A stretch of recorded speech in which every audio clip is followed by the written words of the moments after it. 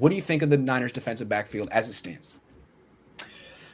So I think I should probably start with the good.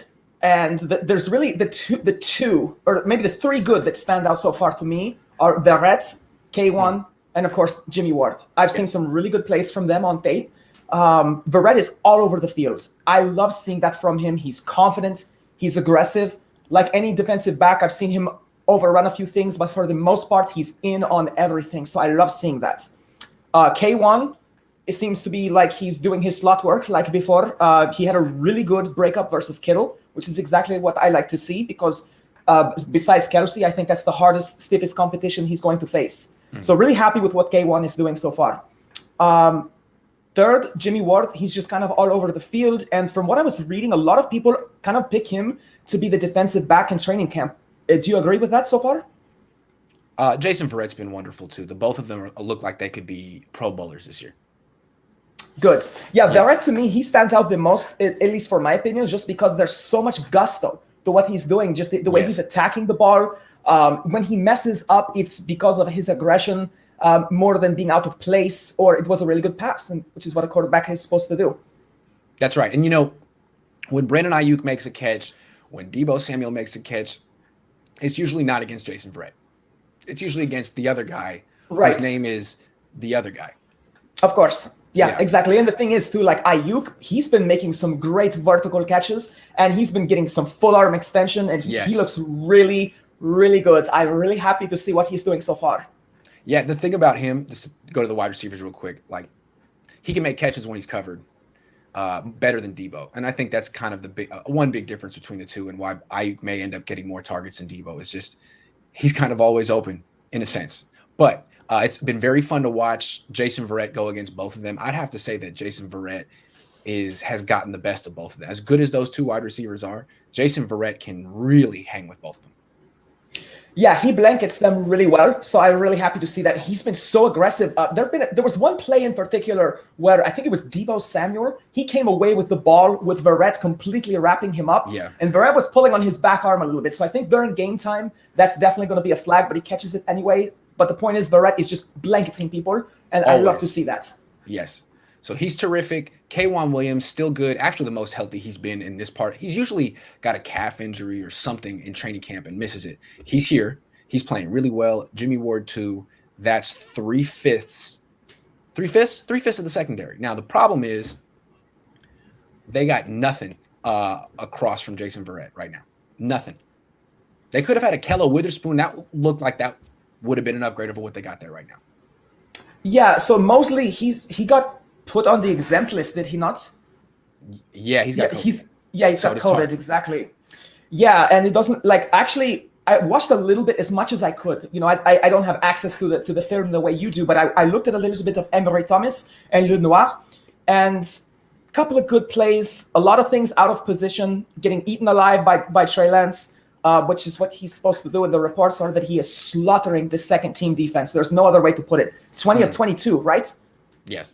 Okay, so we're not going to talk about quarterbacks yet, but that's the stat. Yeah. 20 of 22. And the corners on that second team defense are Lenoir and Thomas.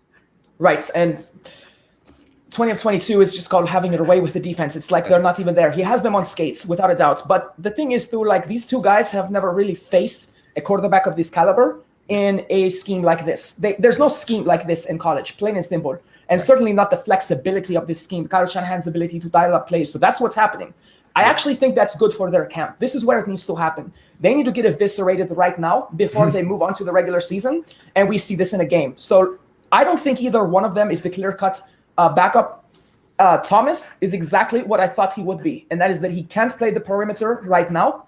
I think he should probably stay in the slot where he can learn.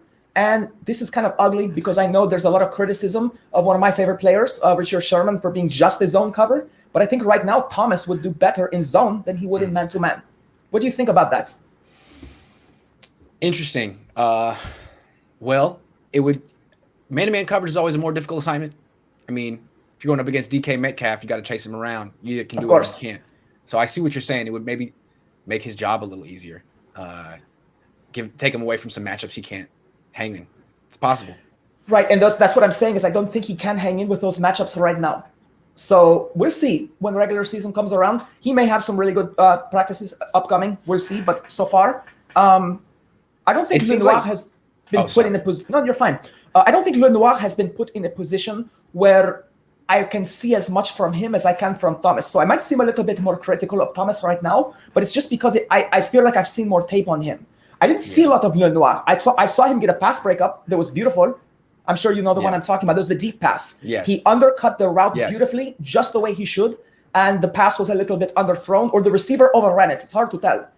Because it was a little underthrown. I think it was the Kevin White across the field. I think Josh Rosen threw it. Kevin White didn't really go up and try to get it. Josh Rosen kind of hung it up in the air, and Lenoir made a great play. That was the one play he's made in camp. Ambry Thomas has made no plays in camp. Right, and that's the thing is Thomas. What I've seen from him is after the catch is made, he's somewhere around the ball. Yeah, but I've seen some catches from him. He's about 5-10 yards away from the ball. One of them, he was cleaning up someone else's assignment. It was difficult to tell who it was because he came in and just put his two hands on the receiver, and they went away from that. So, yeah, not overly impressed, but not concerned either with either Thomas or Lenoir. I just think it's early, and I think they're not good enough yet. They're mid-round cornerback picks, and Thomas, who was the third-round pick, didn't even play last year. So, to me, the fact that neither one's really playing with the starters, where they were taken, it seems to me like the plan for them was that they're supposed to be projects. That you develop them this year, and maybe next year, if Jason Verrett's a free agent, then you got someone that you've been developing in your system. But I don't think really they were thinking either one was going to start this year. So, absolutely not. Which means they really need a lot from Emmanuel Moseley this year. He's very important to this team. Yeah, I'm not overly concerned that I don't want any of our guys getting COVID or anyone for that matter, but I'm not overly concerned with Mosley's development right now. So I'm okay with the fact that Thomas and Lenoir are coming in here because you never know when someone's going to break an ankle or have an MCL tear or something like that in the regular season. So I think this will behoove them to get a little bit more game speed, I should say, under their belts. So I think Mosley will come back. I think he's probably going to be the number 2 guy. I really don't see anyone gunning his position. And he's a solid player. If they have him, K1, and Jason Verrett, they have they have a great corner, a good corner, and a serviceable corner. That's a good trio. They just can't afford any of those guys to miss any extended period of time. They can't. Because I don't know who the next guy up would be. It might be Dante Johnson. Yeah, more on special teams. Seriously. Perhaps, but yeah, no, seriously. I know you're being serious. That's why I'm a little bit concerned. Yeah, and it's not Brian Allen, but it's not far off.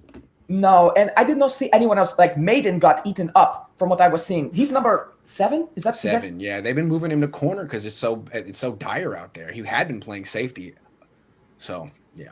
Yeah, he didn't look too good over there, but maybe he's feeling like a little bit out of position, perhaps. I would think, yeah, not a cornerback playing corner, yeah. Did you see anything from Hufanga? I was not able to find any tape on him. The only tape I got was him doing a underachieving sideline dance. That was it. Yeah, no, I think what I've seen from him is they're giving him a chance to play safety at first, which I understand. You know, you draft a guy, and instead of moving his position right away, you give him a chance to play his original position. I don't think it's going to work for him, though. I don't think he can play safety in the NFL. I don't think he can play. I don't think he's got enough speed to play in the center of the field at free safety. I don't think he can cover anyone man-to-man. I've seen him get pretty much worked by everyone he's tried to cover. I think he's eventually going to have to move to linebacker the way Demetrius Flanagan-Foles did. They just haven't done it yet. So to me, that's another guy. Don't expect to see him playing defense this year. If Jaquaski Tart doesn't start week 1, then Tavon Wilson would be the next guy up. And if Wilson goes down, then the next guy up might be Hufanga, or it might be Tony Jefferson. I think Tony Jefferson is a safer bet at this point than Hufanga, but I think Hufanga needs to get in some special teams reps. I think you're right. I think he needs to switch to linebacker, at least at these points. I don't think there's a place for him on the team, given the other options that we have as far as safety goes. And definitely his game speed is, there's real speed and game speed. He has decent game speed. He does not have actual athletic speed. Right. It's really hard to judge him at this point. I think what you're saying, well, obviously, the 3 we have discussed, Thomas Lenoir, Hufanga, they're not going to start this year. I think the ideal drafted corner that's not in the first, maybe second round, they don't play the first year. They're developmental players. You don't want them to play the first year unless you see something that lights out. I think that's rare. I think these are meant to be transitional players for the future scheme. Yes. Last play we should talk about is Tavon Wilson. He's started every camp practice at strong safety because Jaquaski Tart has COVID and turf toe. Jaquiski Tartt is better than Tavon Wilson. Jaquiski Tartt's a good player. Tavon Wilson is serviceable. But it's good to know that they actually have a serviceable backup. He looks pretty good. He did start 13 games 2 years ago for the Lions in 2019. So he might be a serviceable starter, but they do need Tartt back. He's better. Yeah, you'll remember, I believe we talked about Tavon Wilson last set that we did, and we talked about the fact that he's very versatile and he might be a depth piece. And I guess that came to fruition. I guess that's what we're looking at with him so far. He's not bad. I think he's better than some of the possible secondary players out there. And maybe with some scheme familiarity with the 49ers, he steps up a little bit more. Yes. So thank you, Lopez, by the way, for the comments. Yeah. So with the 5 starters they have, it has the potential to be a really good secondary. But there are older players, injury-prone players, and the depth is it's not there. It's really not there. The depth is young guys who are being developed for the future. The 3 draft picks, I don't know if they can actually play on this defense. So it's an interesting position group. It's a precarious position group. What about the defensive line? What do you think? Yeah, one last comment on the secondary. If Mosley is your weak link and everyone is healthy, given now what we're going to talk about, the D-line, that's a good secondary. And if Mosley is your problem on defense, that is a very good defense. That's going to be a top 5 defense, hands down.